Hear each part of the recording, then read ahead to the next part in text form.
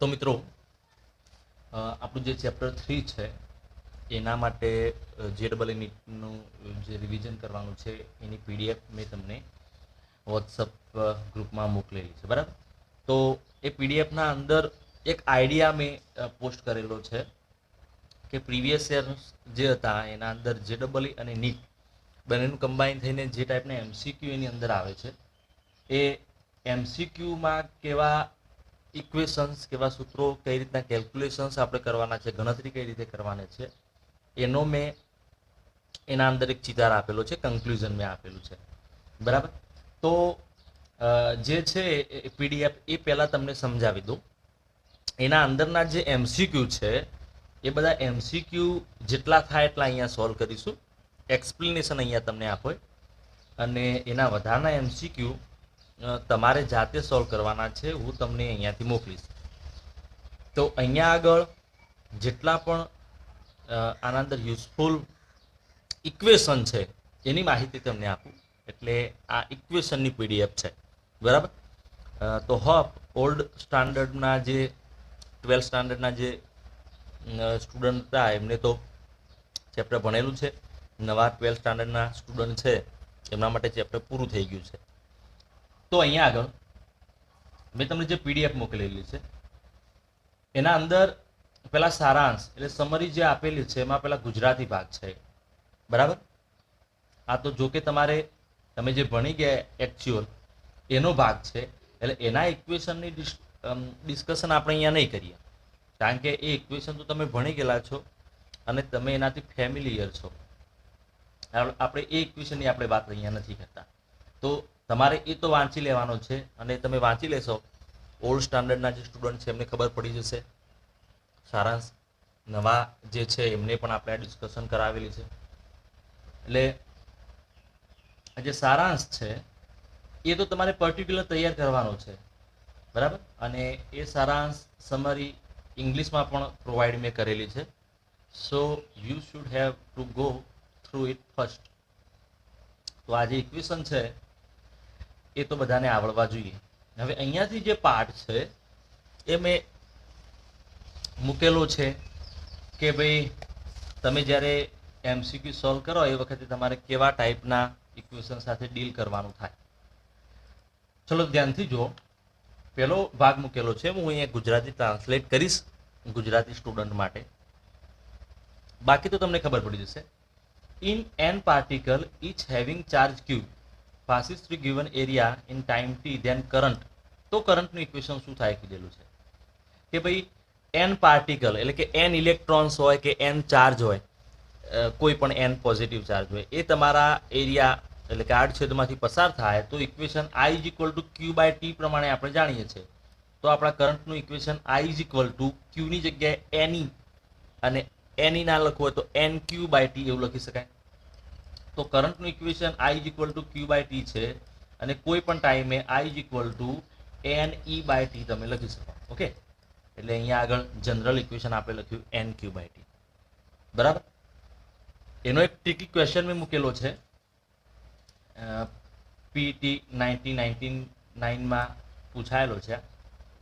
In neon discharge tube 2.9 into 10⁻18 neon plus ions moves to the right each second while 1.2 into 10⁻18 electrons move to left per second.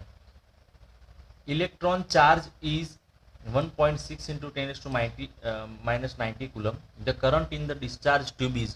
Okay, ચલો તો જરા આ જે છે tricky question છે, તમે આના જેવા હોય એ આસાનીથી સોલ્વ કરી શકો, પણ આની અંદર શું કરવાનું છે પર્ટિક્યુલર. તો આમાં જુઓ કે નિયોન ડિસ્ચાર્જ ટ્યુબ જે છે એના અંદર પોઝિટિવ આયન જે છે એ જમણી બાજુ જાય છે, જમણી બાજુ આ બાજુ, ઓકે, ટ્યુબમાં. અને એ જ 1 સેકન્ડમાં આટલા જે ઇલેક્ટ્રોન છે એ ડાબી બાજુ જાય છે. હવે કરંટ છે ને એ બંનેના કારણે હોય, પોઝિટિવ અને નેગેટિવ, મતલબ જ્યારે એ એરિયા ક્રોસ કરે એ વખતે. તો અહીંયા આગળ શું કરવાનું, તો I is equal to Q by T equation જે છે એ બંને માટે યુઝ કરવાનું, મતલબ પોઝિટિવ આયન માટે પણ અને ઇલેક્ટ્રોન માટે પણ. સો અહીંયા આગળ આ રીતે હું તમને સમજાવી શકું.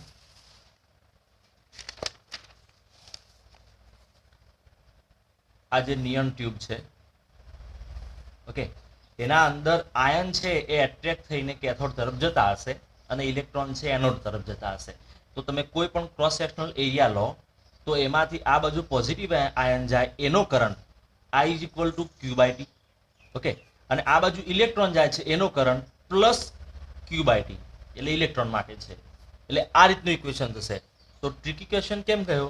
કારણ કે આમાં કરંટ છે એ પોઝિટિવ આયન જે છે નિયન પ્લસ અને ઇલેક્ટ્રોન જે છે બંનેના કારણે પ્રોડ્યુસ થાય, એટલે અહીંયા બંનેનું એડિશન કરવું પડે. ઓકે, ચલો બાકીનું કેલ્ક્યુલેશન તમે કરી શકો.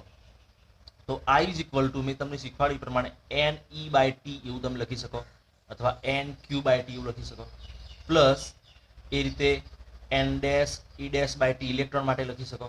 તો I ઇઝ ઇક્વલ ટુ અહીંયા આગળ આપણને જે વેલ્યુ આપેલી છે એવું જોવું તો આયન માટે કેટલી આપેલી છે? તો n 2.9 ઇન્ટુ 10⁸80, ઓકે, અને આયન છે એની પ્લસ એટલે એનો ચાર્જ તો સેમ જ 1.6 ઇન્ટુ 10⁻90, તો n Q by T 1 second કહેલું છે, પ્લસ એન ડેશ એટલે ઇલેક્ટ્રોનના નંબર્સ, ઇલેક્ટ્રોનની સંખ્યા 1.2 ઇન્ટુ 10⁸80 અને એનો ચાર્જ 1.6 ઇન્ટુ 10⁻90 જે છે 9, ઓકે, બાય 1 સેકન્ડ, અને આને સોલ્વ કરી દેવાનું છે એટલે આન્સર થઈ ગયો.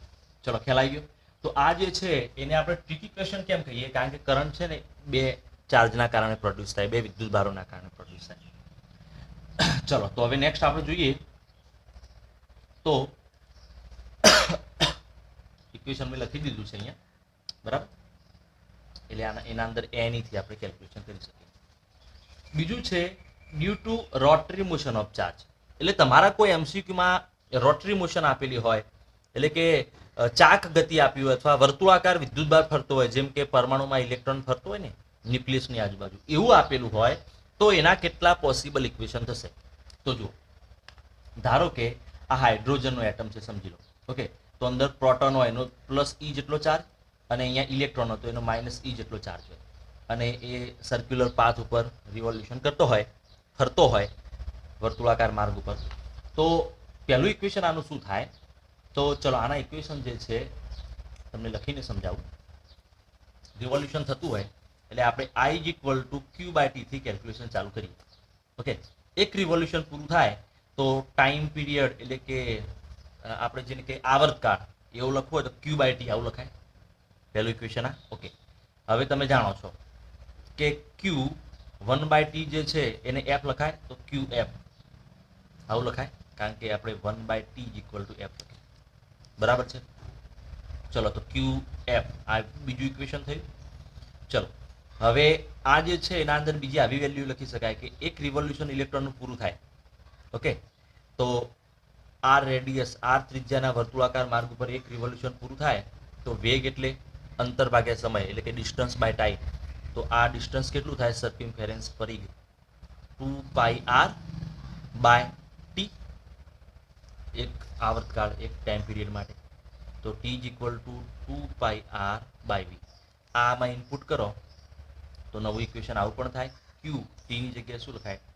2πr અને વી, ઓકે, તો આ બીજું ઇક્વેશન પણ થાય.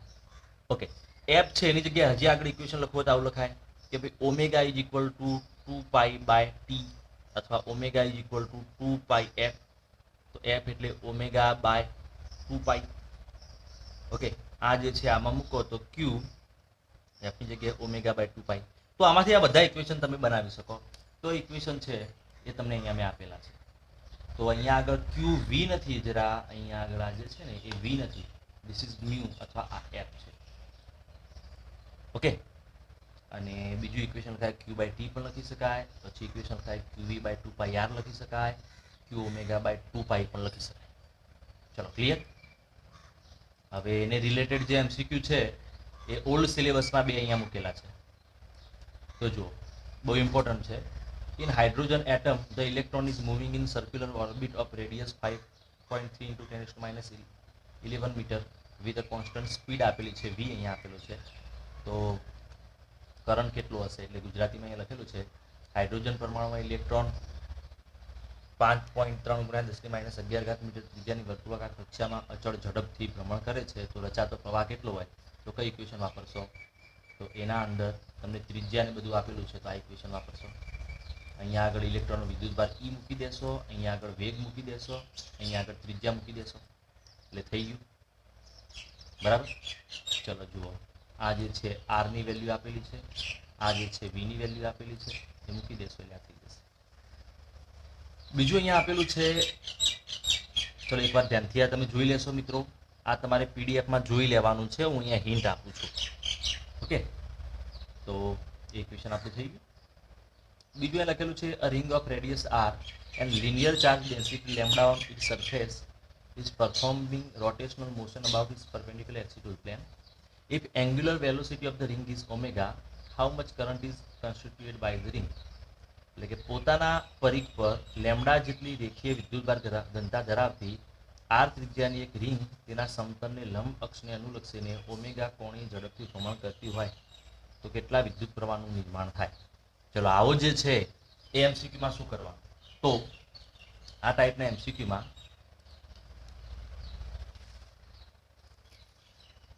ચલો આ એમસીક્યુ છે ઓલ્ડ સિલેબસ વાળાને ફાવતા હશે, પણ જે ઓલ્ડ સિલેબસ એટલે પ્રીવિયસ 12મા વાળા જે છે 12 સ્ટાન્ડર્ડ વાળા એમને ફાવતા હશે, પણ નવા વાળા જે છે એમને સમજાવું કે અહીંયા આગળ રિંગ છે અને રિંગ ઉપર આ રીતે ચાર્જ ડિસ્ટ્રીબ્યુટ થયેલો છે, વિદ્યુતભાર પથરાયેલો છે અને એની ઘનતા કેટલી છે? લેમ્બડા. અને આ જે એનો એક્સિસ છે એના અરાઉન્ડ આ રિંગ ફરે છે તો કેટલો વિદ્યુતભાર થાય? તો આ ઇલેક્ટ્રોન ફરતો તો એના જેવી જ ઘટના કહેવાય. તો આમાં કરંટ I = Q/T થી તમે કેલ્ક્યુલેશન કરો તો એ કેલ્ક્યુલેશન તમે અહીંયા આગળ ઓમેગા વાળું કેલ્ક્યુલેશન છે ત્યાં સુધી આવી શકો. આ ઇક્વેશનથી તમે લખી શકો. તો Q ω/2π આ ઇક્વેશન લખો.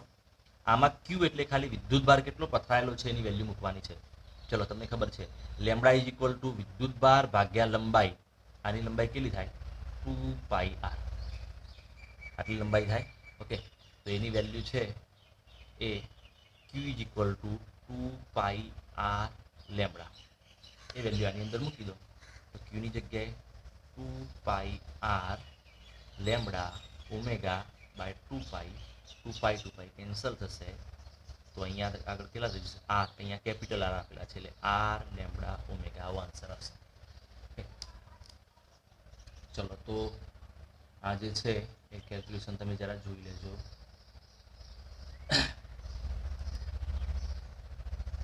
નેક્સ્ટ જે ભાગ છે એ નેક્સ્ટ ઇક્વેશન મેં મૂકેલા છે. ચલો બે એમસીક્યુ આને લગતા મેં તમને સમજાવી દીધા. આના જેવા બીજા મળશે પણ ઇક્વેશન તમને આના સિવાયનું કોઈ બારનું યુઝ કરવાનું નહીં થાય એટલું શ્યોર. ઓકે, ચલો હવે જે નેક્સ્ટ ઇક્વેશન છે the relation between current and drift velocity, એટલે કે વિદ્યુત પ્રવાહ અને ડ્રિફ્ટ વેગ વચ્ચેનો સંબંધનું જે ઇક્વેશન છે એના અંદર કયા કયા ઇક્વેશન થાય? તો ડ્રિફ્ટ વેલોસિટી શોધવી હોય એટલે કે VD ને તમે કરતા બનાવો, સબ્જેક્ટ બનાવો તો I/NE. બરાબર. આમાં I/A વાળો જે ભાગ છે એની જગ્યાએ J લખો તો J/NE. જેની જગ્યાએ સિગ્મા E આપણી બુકમાં થિયરીમાં આવી ગયું તો સિગ્મા E/NE. ઓકે, અને અહીંયા આગળ સિગ્મા જે છે, સિગ્મા એટલે કન્ડક્ટિવિટી, સિગ્મા એટલે કન્ડક્ટિવિટી, એની જગ્યાએ તમે 1/ρ મૂકો. બરાબર, 1/ρ મૂકો તો E/ρNE આટલું ઇક્વેશન થાય. અને આગળ તમે જાઓ તો E ની જગ્યાએ V/L મૂકી શકો. તમને ખબર છે V = ED, V = ED તમને ખબર છે. ED એટલે EL આવું તમે મૂકી શકો લંબાઈ. તો E ની જગ્યાએ તમે શું મૂકી શકો? તો E = V/L. ઓકે, V/L તમે આ મૂકી શકો તો V/L આ ઇક્વેશન બની જાય. તો આ જે ઇક્વેશન છે એના અંદર બધા એમસીક્યુ થઈ જશે. ઓકે, તો આના અંદર ભણાવતી વખતે મેં કીધું એક્સ્ટ્રા ઇક્વેશન મેં મૂકેલું નથી. એ ઇક્વેશન કયું છે એ આપણે જ્યારે થિયરી જોતા હતા ને એ વખતે જોયું હતું કે ભાઈ તમારે I = NE/VDA આ જે ઇક્વેશન છે એના અંદર VD ની જગ્યાએ તમે ડિસ્ટન્સ બાય ટાઈમ એટલે અંતર ભાગ્યા સમય એવું મૂકી શકો તો I = NE/x/T A. આવું ઇક્વેશન થઈ જશે. આ તો ભણાવતી વખતે આપણે ઉલ્લેખ કરીને અને એક્સરસાઇઝમાં પણ જોયું હતું, તો મેં એને અહીંયા ઇન્ક્લુડ કર્યું નથી. ઓકે, કોઈ કંડક્ટર હોય એમાં ઇલેક્ટ્રોન આ બાજુથી એન્ટર થાય તો કંડક્ટરમાંથી બહાર નીકળવા માટે, એસ્કેપ થવા માટે કેટલો ટાઈમ લાગશે એવું તમને શોધવાનું કહેલું હોય તો આ જે છે એ કામમાં આવશે. ચલો હવે નેક્સ્ટ જે છે,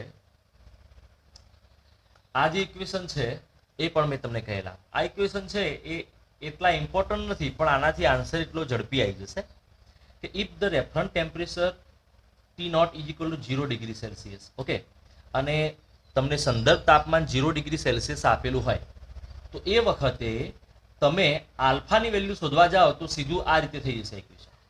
ઓકે, તો એ એના માટે કહેલું છે. જો કે તમે ના લખો તો પણ ચાલે. તો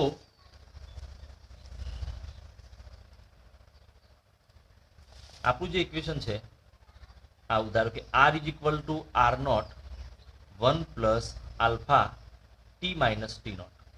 ઓકે, અને મેં કહ્યું એ પ્રમાણે T0 is equal two 0 degree Celsius આપેલા હોય, એટલે કે આ 0 હોય તો R is equal to R0 1 plus alpha T, અને આનું સોલ્યુશન તમે કરી દો તો આલ્ફા ઇઝ ઇક્વલ ટુ જે ઇક્વેશન બને એ મેં તમને આપેલું છે. બરાબર, તો R is equal to R0 plus R0, ચલો એક કામ કરો, R is equal to R0 plus R0 alpha T, આના અંદર R minus R0 is equal to R0 alpha T, તો alpha is equal to R minus R0 by R0 T. આ જે equation છે ને એ મેં ત્યાં લખેલું છે. તો ટી એ આપણા ટેમ્પરેચરનું સ્મોલમાં લખેલું છે, બાકી તમને ખ્યાલ આવી ગયો સેમ ઇક્વેશન મેં અહીંયા આગળ લખેલું છે. બરાબર, આ જે છે એનું ડેરિવેશન એટલે વિકલન કરો તો શું આન્સર આવે એનું મૂકેલો છે. આ એટલું ઇમ્પોર્ટન્ટ નથી. ચલો હવે આગળ છે resistance of conductor at T degree Celsius can be written as. આ તો ઇક્વેશન આપણને ખબર છે, યાદ રાખો. T0 તો કેટલા લેવાના છે? 0 ડિગ્રી, એટલે T માઇનસ T0 માં ખાલી T જ વધ્યો. T0 છે એ 0 છે. તો આ ઇક્વેશન આપણે ડિરાઈવ કર્યું, હાલ મૂક્યું. બરાબર છે. Working principal of platinum resistance thermometer. Platinum resistance thermometer છે એના માટે ટેમ્પરેચર ફાઇન્ડ કરવું હોય તો એના માટેનું ઇક્વેશન આ જે વખતે થિયરી ચાલતી હતી એ વખતે મેં તમને કહેલું છે, અને એને લગતો સમ અહીંયા આવેલો છે. હવે પ્લેટિનમ થર્મોમીટરમાં શું હોય તો એ જરા સમજાવી દઉં. તો એમાં શું હોય કે રેફરન્સ ટેમ્પરેચર તો 0 ડિગ્રી હોય, પણ કેવું હોય કે પહેલાં તમે રેઝિસ્ટન્સ છે એને 0 ડિગ્રી સેલ્સિયસનું જે હોય ને બાથ, જે પાત્ર, એના અંદર તમે પેલા રેઝિસ્ટન્સ છે એને ડુબાડેલો હોય. પછી એને તમે 100 ડિગ્રી સેલ્સિયસે ડુબાડો અને રેઝિસ્ટન્સ કેટલો થાય મેજર કરો, અને પછી કોઈ પણ ટી ડિગ્રી સેલ્સિયસ હોય એ વખતે રેઝિસ્ટન્સ કેટલો હોય મેજર કરવો હોય તો પ્લેટિનમ રેઝિસ્ટન્સ થર્મોમીટરમાં આવું હોય. પહેલાં બરફમાં એને ડ્રાઉન કરવાનું, ડુબાડવાનું, પછી બોઇલિંગ વોટર હોય એટલે કે ઉકળતું પાણી હોય એમાં ડુબાડવાનું, પછી તમે કોઈ પણ ટેમ્પરેચરે રેઝિસ્ટન્સ ફાઇન્ડ કરવા જાઓ તો મળી જાય. તો એનું ઇક્વેશન જે છે એ અહીંયા આપેલું છે, એમાં જરા ધ્યાનથી જોઈ લો. અહીંયા આગળ જે છે એમાં R100 મતલબ જ્યારે તમે ઉકળતા પાણીમાં એટલે કે બોઇલિંગ વોટરમાં મૂક્યો હોય એ વખતનો રેઝિસ્ટન્સ, R0 મતલબ જે વખતે બરફનું ટેમ્પરેચર એટલે આઈસ પોઈન્ટ હોય એ વખતનું રેઝિસ્ટન્સ, RT કોઈ પણ અનનોન ટેમ્પરેચર છે એ વખતનું રેઝિસ્ટન્સ. આવું મૂકવાનું છે એટલે તમને એ જે અનનોન ટેમ્પરેચર છે ને એ મળી જાય. બરાબર, આનો જે છે સમ આપણે એક્ઝામ્પલમાં જોયેલો છે, so we will not discuss. હવે આગળનું જે ઇક્વેશન છે R is equal to rho L by A. આ જે ઇક્વેશન છે એને લઈને એક્સપાન્ડ કરીને જેટલા પણ અહીંયા આગળ પાર થાય છે આપણે જોઈ લઈએ. તો ચલો, રો તો તમને ખબર છે રેઝિસ્ટિવિટી, એલ લેન્થ અને એરિયા એ. હવે અહીંયા આગળ તમને કંડક્ટર વાહક આપેલો છે. વાહકમાં કેવું છે, કરંટ અહીંયા ઉપરથી એન્ટર થાય છે, નીચેથી નીકળે છે. બરાબર, અહીંયા આગળ એની જે ડાયમેન્શન છે આપેલા છે, એટલે કે અહીંયા લંબાઈ આપેલી છે એ જેટલી જુઓ. બરાબર, અહીંયા પહોળાઈ આપેલી છે એની સી જેટલી, ઓકે, અને અહીંયા આગળ એની ઊંચાઈ આપેલી છે બી જેટલી, એટલે એની લેન્થ, બ્રીથ અને વિથ આપેલી છે એ બી સી. તો આવા કેસમાં શું કરવાનું, એનું ઇક્વેશન મેં લખીને તમને મોકલાયું છે.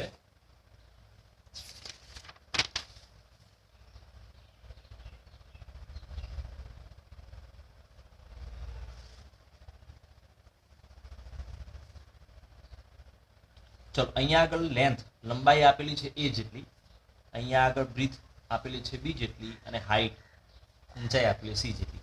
ચલો, માની લો કે આપણે રેઝિસ્ટન્સ ફાઇન્ડ કરવો છે અને ઇક્વેશન છે રો એલ બાય એ, આપણું ઇક્વેશન છે. અને માની લો કે પહેલા કેસમાં કરંટ છે આ બાજુથી એન્ટર થાય અને અહીંયા બહાર નીકળે, આ રીતનું છે. તો કરંટ અહીંયા એન્ટર થાય તો એને કેટલી લેન્થમાંથી પાસ થવાનું, તો આ જે કરંટ છે એને આટલી લેન્થમાંથી પાસ થવાનું, આટલી લંબાઈમાંથી પસાર થવાનું. કારણ તો લંબાઈ જે છે ત્યાં આગળ શું મૂકવું પડે, સી.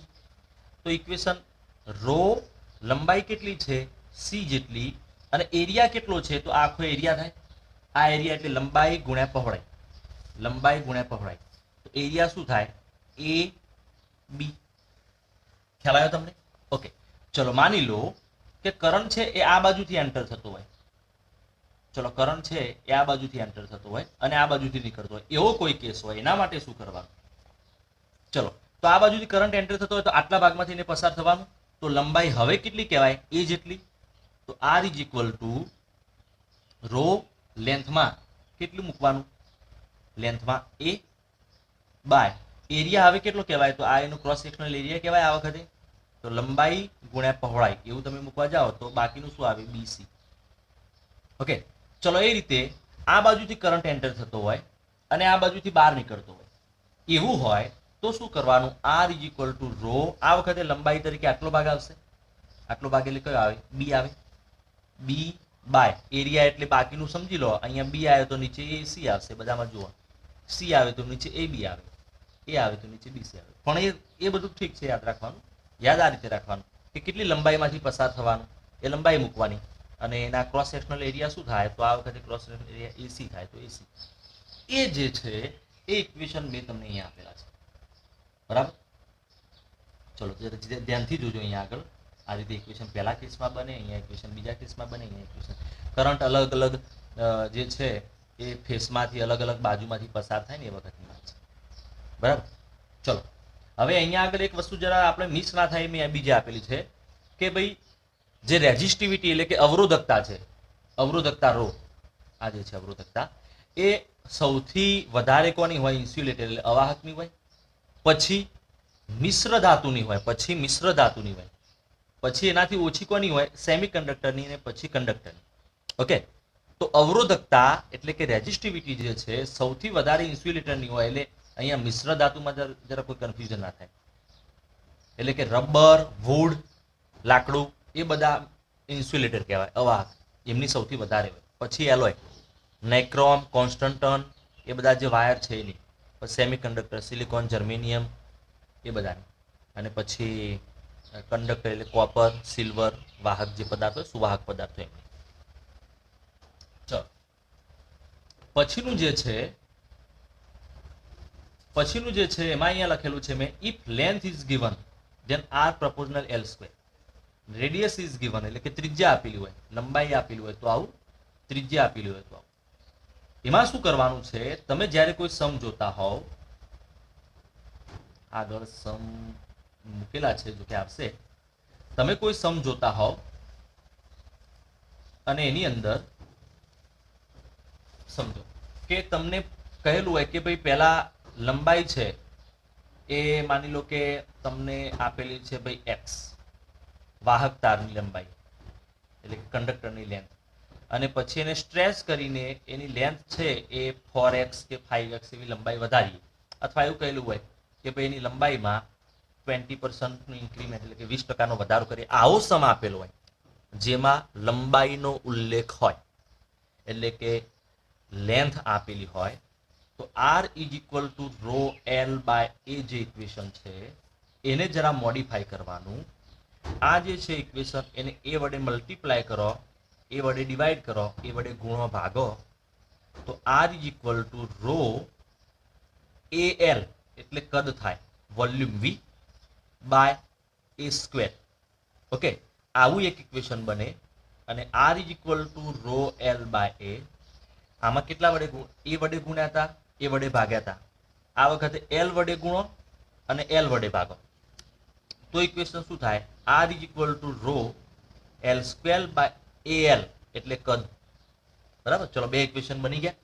આમાં શેના વડે આપણે મલ્ટીપ્લાય કર્યા? એરિયા વડે. આમાં લંબાઈ વડે. ચલો તો આર આ રો છે કોન્સ્ટન્ટ કહેવાય, અચળ. કદ અચળ હોય. આ રીતે તમે ખેંચો ને તો એનું કદ તો સેમ જ હોય.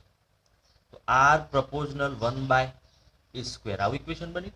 અને અહીંયા આગળ તમે જુઓ તો આર પ્રપોઝનલ રો અને વી જતા રહે એલ સ્ક્વેર ઇક્વેશન બની. આ જે છે એની જગ્યાએ તમે પાઈ આર સ્ક્વેર લખેલો હોય, પાઈ આર સ્ક્વેર નો સ્ક્વેર, તો R proportional 1 by R is to 2 raise to 2 એટલે કેટલા થાય? Raise to 4. તો આ ઇક્વેશન અને આ ઇક્વેશન મેં મૂકેલા છે. ખબર પડી ગઈ? તો જે તમારો રેઝિસ્ટન્સ છે એ લંબાઈ સાથે આ રીતે સંબંધ ધરાવે, એનું રિલેશન આ રીતે હોય, અને રેડિયસ ત્રિજ્યા સાથે આ રીતે હોય. બરાબર છે મિત્રો?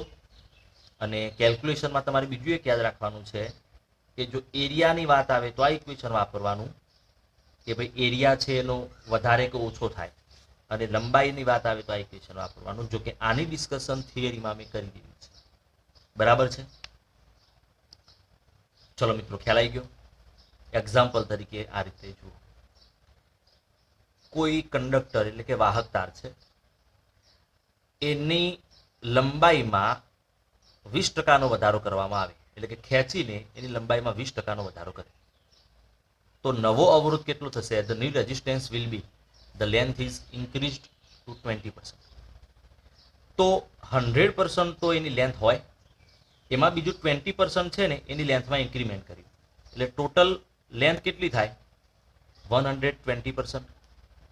120% એટલે 120 બાય 100 આ રીતે લખાય, એટલે કેટલા કહેવાય? 1.2.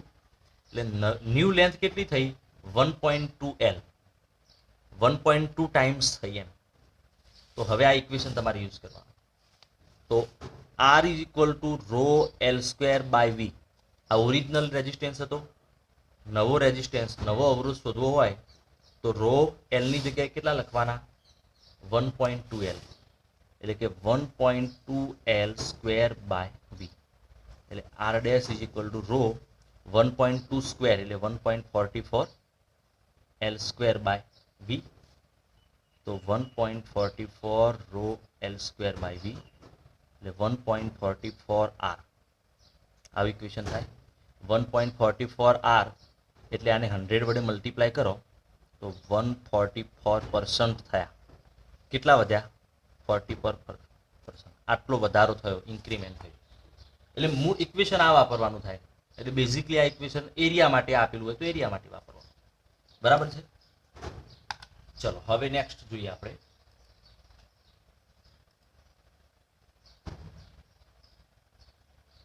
After stretching, if length increase by n times, then resistance will increase by n square times. Okay, આ એવું કહેવા માંગે છે કે જો લંબાઈ વધારીને n ગણી કરવામાં આવે, અવરોધનો તાર હોય ને એની લંબાઈ તારને ખેંચીને n ગણી કરવામાં આવે તો નવો અવરોધ n સ્ક્વેર ગણો થાય. ખબર પડી ગઈ? કેમ?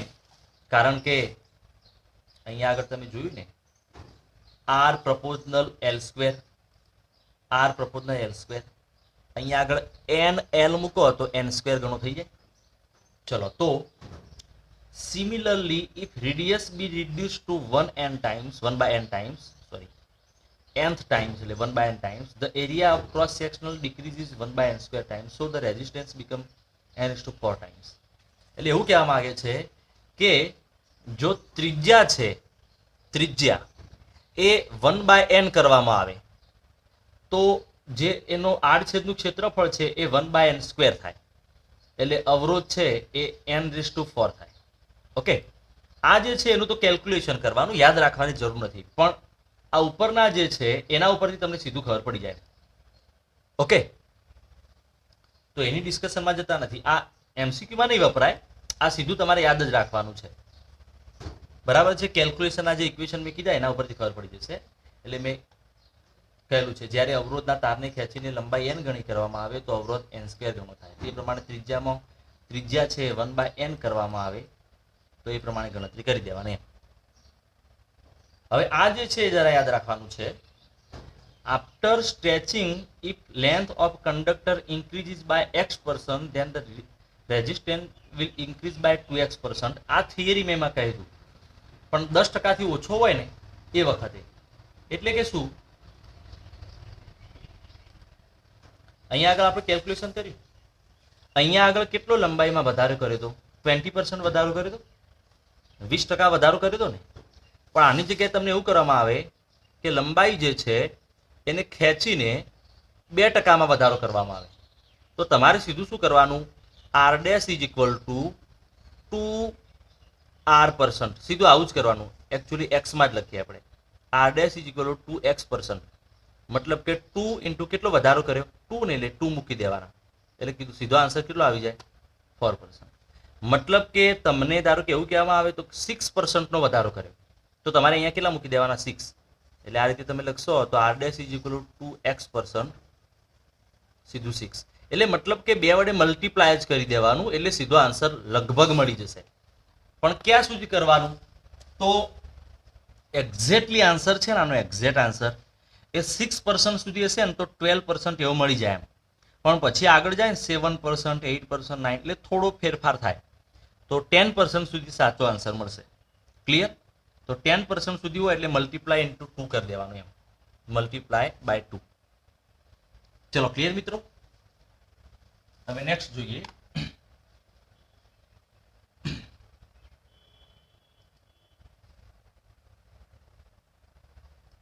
આ જે છે ને એ દરેક બીજી જગ્યાએ પણ વાપરી શકાય. એવું અવરોધ માટે નહીં, તમને એવું કહ્યું હોય power P equal to I²R છે, તો પાવર P પ્રપોઝનલ I², આવું થયું.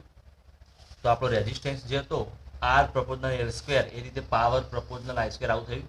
આમાં સીધું જ ચાલે કે ભાઈ કરંટ છે એ 2% વધે તો પાવર કેટલો વધે? તો સીધું 2 ઇન્ટુ 2, 4. બરાબર મિત્રો? તો આ ગમે ત્યાં વાપરી શકાય.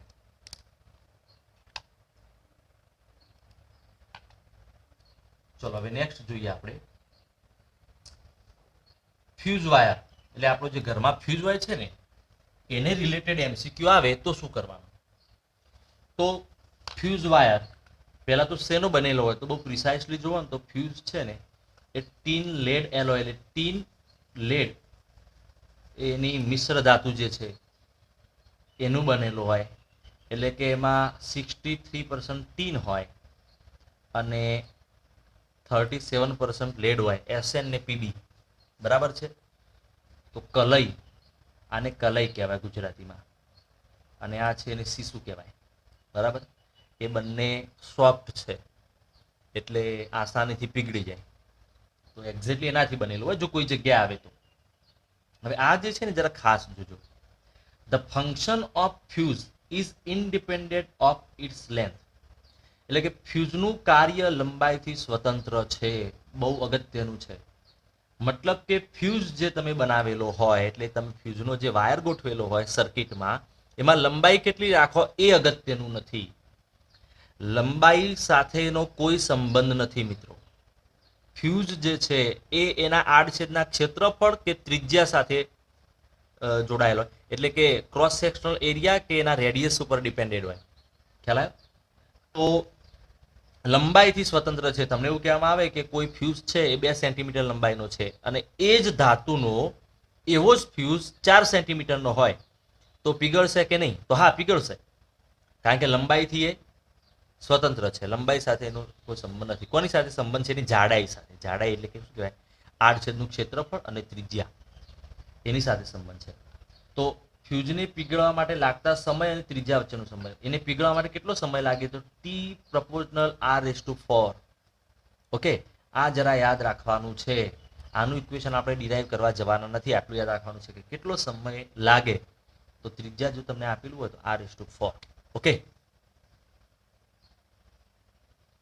ચલો હવે આ જે છે એ ઓલ્ડ સિલેબસનું જે છે એનો એક સમ હતો, બરાબર, અને એ સમ મેં અહીંયા મૂકેલો છે. સમ શું છે જરા તમે વાંચી લો. તો શું કહે છે, two wires which are made of the same material have the same cross sectional area. શું કહે છે, two wires which are made of same material have same cross sectional area, એટલે એમનું જે આડછેદનું ક્ષેત્રફળ સરખું છે, but different length L1 and L2. Prove that they are used as fuse wire, they will melt for the same value of current flowing through them in the same wire. એટલે કે અહીંયા L1 L2 લંબાઈ તેમજ સમાન આડછેદનું ક્ષેત્રફળ એ ધરાવતા એક જ દ્રવ્યના બે તાર ફ્યુઝ તરીકે વાપરવાના છે. તો સાબિત કરો કે જ્યારે તેમાંથી સમાન પ્રવાહ વહેતો હોય ત્યારે તેઓ એક સરખા સમયમાં પીગળવા લાગશે. તો મેં તમને સમજાવ્યું એ પ્રમાણે, આપણે સાબિત નથી કરવાનું, પણ મેં તમને સમજાવ્યું એ પ્રમાણે કે એક વાયર છે એની લંબાઈ L1 છે, બીજો વાયર છે એની લંબાઈ L2 છે. તો એમાંથી એક સરખો કરંટ, માની લો કે આમાંથી I જેટલો કરંટ ફ્લો થાય અને આમાંથી I જેટલો કરંટ ફ્લો થાય, તો આ એ પીગળી જશે અને આ એ પીગળી જશે. લંબાઈ અલગ અલગ છે. તો મેં તમને કહ્યું કે લંબાઈથી ડિપેન્ડન્ટ છે. ઓકે, તો આપણે જો પ્રૂવ કરવા જવાના નથી, કારણ કે પ્રૂવ કરવા માટે પાછું એ આગળ ઇક્વેશનોમાં આપણે થર્મોડાયનેમિક્સમાં જવું પડે. આપણું ઇક્વેશન તો Q is equal to ms delta T, એ ઇક્વેશનથી આપણે પ્રૂવ કરી શકીએ ભાઈ પીગળવા માટે જરૂરી ઉષ્મા ઉર્જા કેટલી હોય. પણ એ પ્રૂવ આપણે કરવું નથી, પણ એનાથી આપણે આ સોલ્વ કરી શકીએ. તો લંબાઈથી સ્વતંત્ર છે એ સમજાવવા માટે ખાસ મેં તમને કહ્યું. ચલો, MCQ નીચે આપેલા છે. A rod of certain metal is 1 meter long and 0.6 centimeter in diameter. એટલે કહેલું છે એક ધાતુનો સળિયો 1 મીટર લંબાઈનો છે અને એનો વ્યાસ 0.6 સેન્ટીમીટર છે. It's resistance is 3 × 10⁻³ ohm. એનો અવરોધ જે છે 3 × 10⁻³ ઓહ્મ છે. A disc of same metal, એની ડિસ્ક એક બનાવેલી છે, એની જાડાઈ થિકનેસ છે એ 1 મિલીમીટર છે અને 2 સેન્ટીમીટર એનો વ્યાસ છે. What is the resistance between its circular faces. તો એની સર્ક્યુલર ફેસ વચ્ચે કેટલો રેઝિસ્ટન્સ હોય. પહેલા તો સમજાવી MCQ શું કહેવા માંગે છે. ચલો સોલ્વ તમે કરી દેશો, પણ સમજાવી દો, હિન્ટ આપી દો. A rod of certain metal is 1 metre long. ચલો હું જરા રકમ અહીંયા બોલીશ જે કહ્યું તે પ્રમાણે, તમે અહીંયા જોજો શું કહું છું. A rod of certain metal is 1 meter long. આ જે મેટલ છે એનો સળિયો એ 1 મીટર લંબાઈનો છે અને એનો જે વ્યાસ છે એ 0.6 સેન્ટીમીટર છે. ઓકે, અને આનો જે અવરોધ છે એ 3 × 10⁻³ ઓહ્મ છે. ઓકે, અને તમને અહીંયા કહેલું છે કે અહીંયા આગળ તમને શું કહેલું છે બીજું, તમને કહેલું છે કે સેમ મટીરિયલ, આની એક ડિસ્ક છે, આ ડિસ્ક, ઓકે, એની થિકનેસ, એની જાડાઈ, આની જે જાડાઈ છે એ 1 મિલીમીટર છે. ઓકે, અને ડાયામીટર એટલે એનો વ્યાસ જે છે એ 2 સેન્ટીમીટર છે. બરાબર. Vote is the resistance between circular faces. તો આ બંને વચ્ચેનો અવરોધ કેટલો થાય. કરંટ આ બાજુ એન્ટર થાય અને આ બાજુ નીકળે, તો આ સર્ક્યુલર ફેસ છે, આ બાજુની ફેસ અને આ બાજુની ફેસ પાછળની, એ બંને વચ્ચેનો અવરોધ કેટલો થાય. તો જુઓ આમાં શું કરવાનું.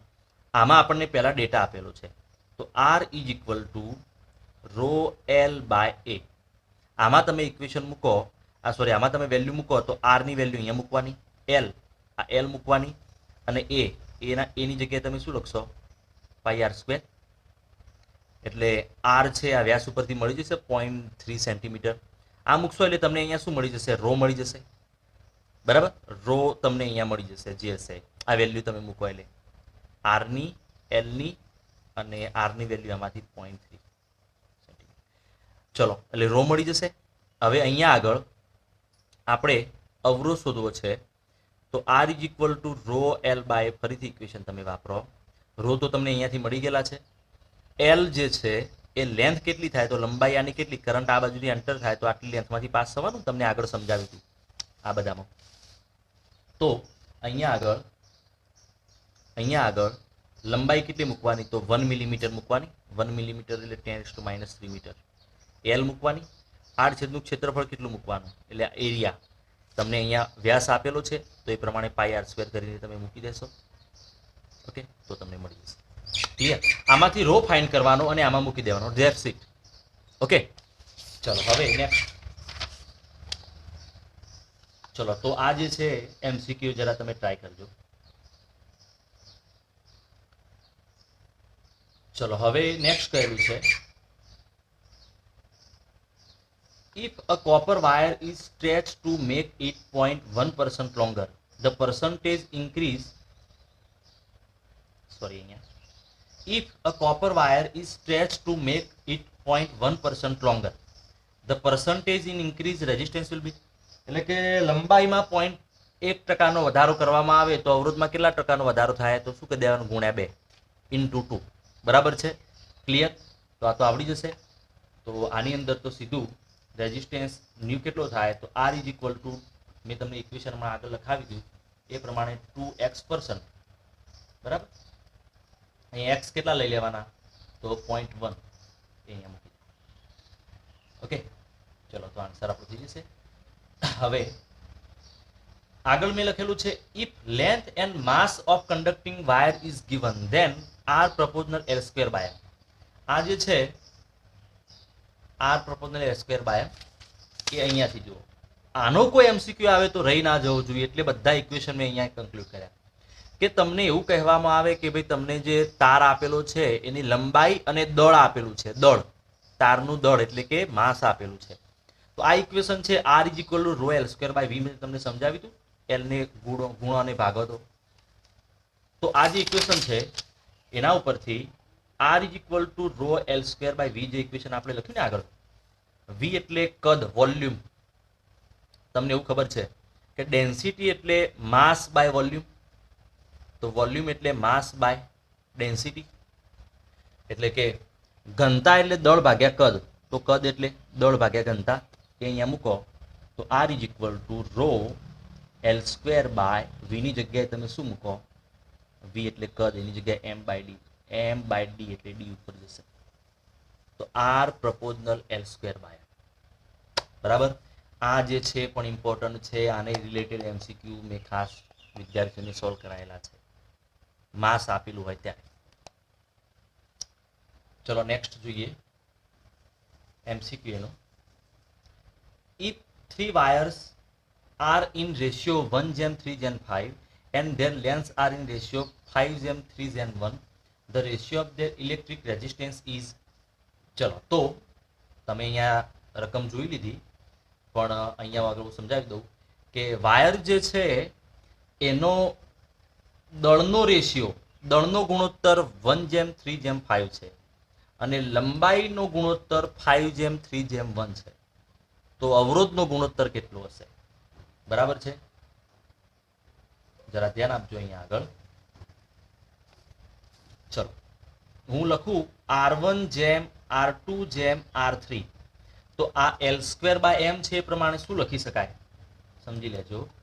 L² બાય m છે એ પ્રમાણે શું લખી શકાય, L² બાય m પહેલા રેઝિસ્ટર માટે એટલે 1/L² બાય m બીજા રેઝિસ્ટર માટે એટલે 2/L² by m third resistor માટે. આના અંદર વેલ્યુ મૂકી દેવાની છે. એલ નો રેશિયો કેટલો આપેલો છે તો એલ નો રેશિયો એમને કહેલો છે, લંબાઈનો રેશિયો કહેલો છે 5, લંબાઈનો રેશિયો L1:L2:L3. લંબાઈનો રેશિયો આપેલો છે 5:3:1 અને માસનો રેશિયો આપેલો છે 1:3:5. આમાં મૂકી દો તો અહીંયા આગળ 5 સ્ક્વેર જેમ અહીંયા આગળ 3 સ્ક્વેર જેમ અહીંયા આગળ 1 સ્ક્વેર. હવે માસનો રેશિયો નીચે મૂકવાનો બાકી છે, તો માસનો રેશિયો 1:3:5 છે, તો એમાં 1:3:5 મૂકી દીધું એટલે ખબર પડી ગઈ, ખ્યાલ આવ્યો? અહીંયા લેન્થનું મૂકવાનું, એનો સ્ક્વેર છે તો એમના એમ નીચે માસનું મૂકવાનું, પતી ગયું. બરાબર છે. ચલો તો આ જે છે આ રીતે થઈ શકે. હવે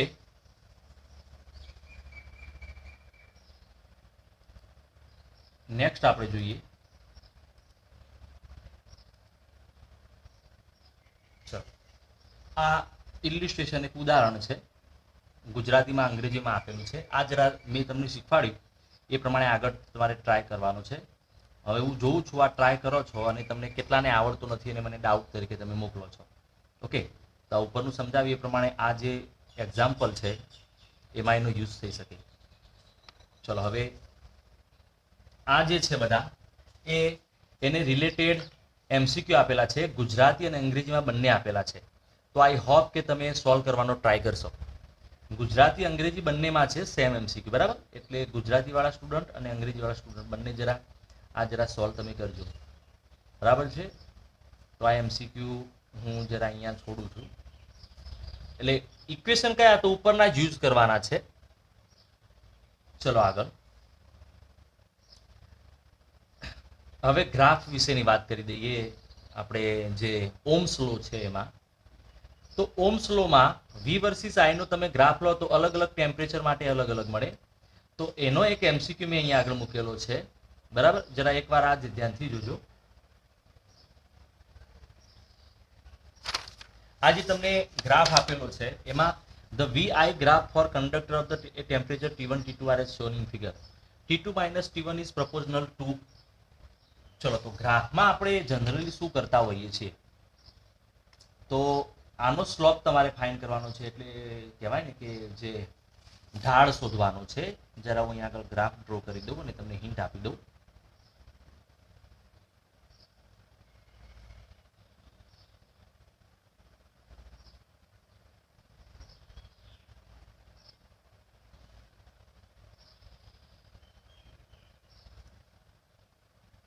ચલો તો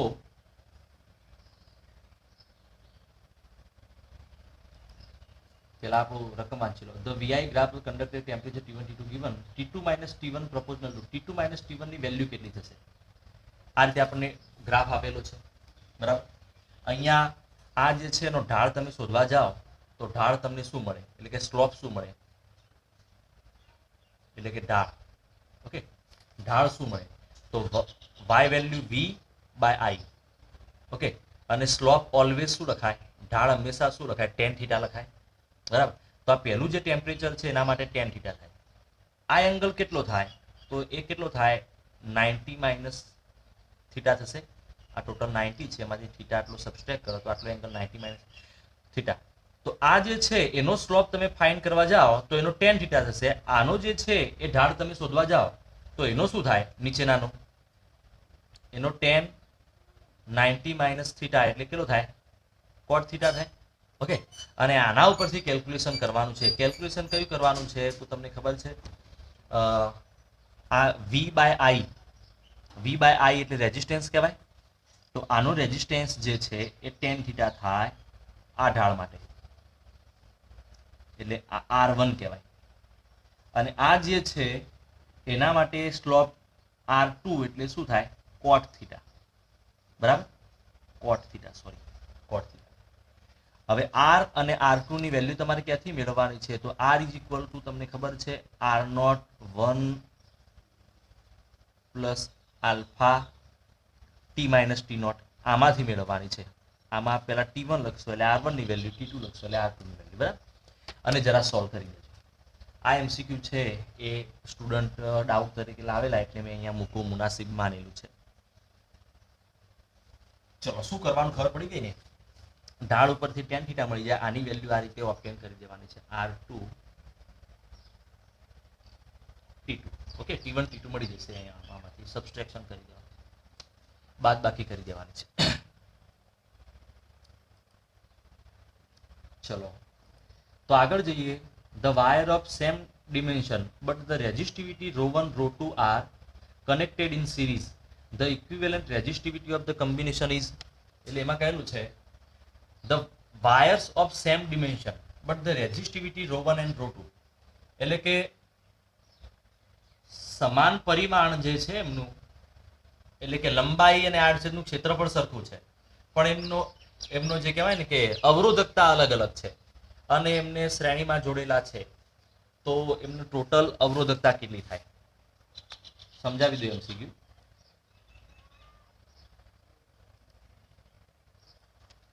આમાં કહેલું છે બે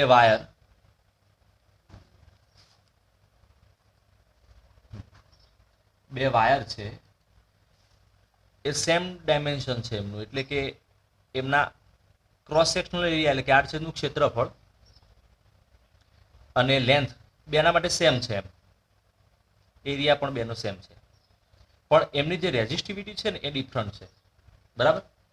તો ટોટલ રેઝિસ્ટિવિટી શ્રેણી જોડાણની કેટલી થશે, ટોટલ રેઝિસ્ટિવિટી આની કેટલી થશે શ્રેણી જોડાણની? તો આમાં તમે R is equal to R1 plus R2 equation છે એનાથી કેલ્ક્યુલેશન કરીને R ની જગ્યાએ rho L by A equation વાપરશો એટલે આગળ શું મળે છે એ તમે ઓબ્ટેન કરશો. બરાબર. ચલો, તો નીચે મેં હિન્ટ આપેલી છે એ હિન્ટ જરા જોઈ લો.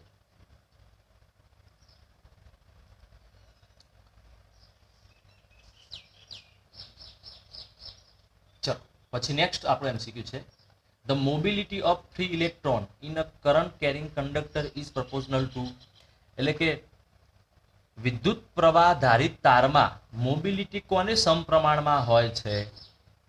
પ્રવાહ ધારિત તારમાં મોબિલિટી કોને સમપ્રમાણમાં હોય છે?